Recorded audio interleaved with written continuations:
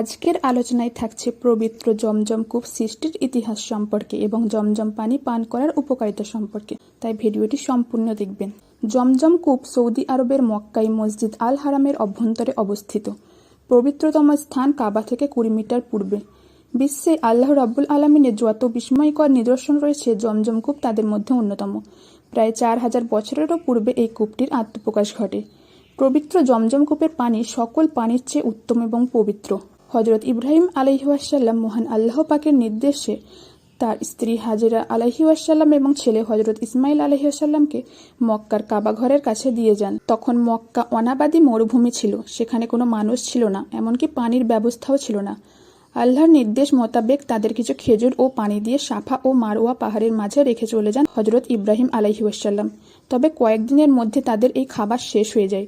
শিশু ইসমাইল আলাইহিওয়াসাল্লাম পানির তৃষ্ণায় কান্না শুরু করে।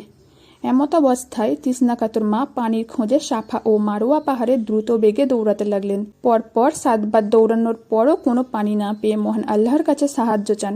আল্লাহ রাব্বুল আলামিন হাজেরা আলাইহিওয়াসাল্লামের দোয়া কবুল করেন। তখন পুত্রের কাছে গিয়ে দেখলেন আল্লাহর কুদরতে তার 2 পায়ের নিচে একটি পানির ফোয়ারা জেগে উঠেছে এবং তা ক্রমশ উথলে উঠেছে ও প্রবাহিত হতে চাচ্ছে। হাজেরা আলাইহিওয়াসাল্লাম তখন অত্যন্ত আনন্দিত হলেন এবং চারদিকে পাড় বেঁধে পানি থামানোর চেষ্টা করলেন। তিনি পানিকে থামার নির্দেশ দিয়ে উচ্চ স্বরে বলেছিলেন, জমজম, অর্থাৎ থাম থাম। হজরত হাজেরার উচ্চারিত সেই শব্দেই পৃথিবীর সবচাইতে পবিত্র এ কূপের নাম হয়ে যায় জমজম। জমজম কূপের নামকরণের ইতিহাস নিয়ে নানা মত রয়েছে। কারো কারো মতে হিব্রু ভাষায় জমজম অর্থাৎ থাম থাম।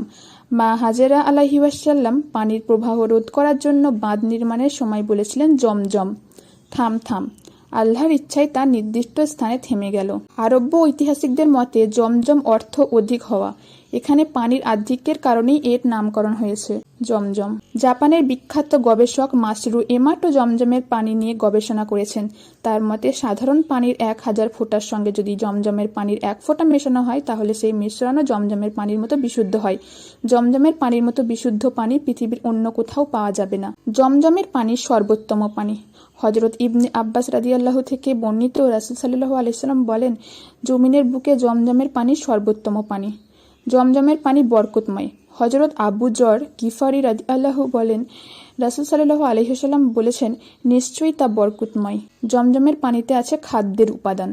রাসূল সাল্লাল্লাহু আলাইহি ওয়াসাল্লাম বলেন, নিশ্চয়ই তা সুখাদ্য খাবার এবং রোগের শিফা। হযরত জাবের ইবনে আব্দুল্লাহ রাদিয়াল্লাহু থেকে বর্ণিত, রাসূল সাল্লাল্লাহু আলাইহি ওয়াসাল্লাম বলেন, জমজমের পানি যে উদ্দেশ্যেই পান করা হয় তা সাধিত হবে।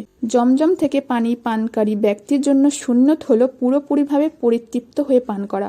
ফকিহগণ জমজমের পানি পানের কিছু আদব উল্লেখ করেছেন, যেমন কিবলামুখী হওয়া, বিসমিল্লাহ বলা, 3 শ্বাসে পান করা, পরিতৃপ্ত হওয়া, শেষে আলহামদুলিল্লাহ বলা। জমজম পানি পানের দোয়া, আল্লাহুম্মা ইন্নী আসআলুকা ইলমান নাফিয়া ওয়া রিজকান ওয়াসিয়া ওয়াসিফা আন মিন কুল্লি দাইন। অর্থ, হে আল্লাহ, আমি আপনার কাছে উপকারী জ্ঞান, প্রশস্ত রিজিক এবং যাবতীয় রোগ থেকে আরোগ্য কামনা করছি। জমজম সম্পর্কে নবীজি সাল্লাল্লাহু আলাইহি ওয়াসাল্লাম বলেছেন, এটি বরকতময় এবং পুষ্টিকর খাদ্য। এর পবিত্র প্রকৃতির কারণে কিছু পণ্ডিত জমজম পানিকে গোসলের জন্য ব্যবহার করাকে মাকরুহ তকমা দিয়েছেন। তবে অনেকে বলেছেন জলাভাব দেখা দিলে স্নানে বাধা নেই।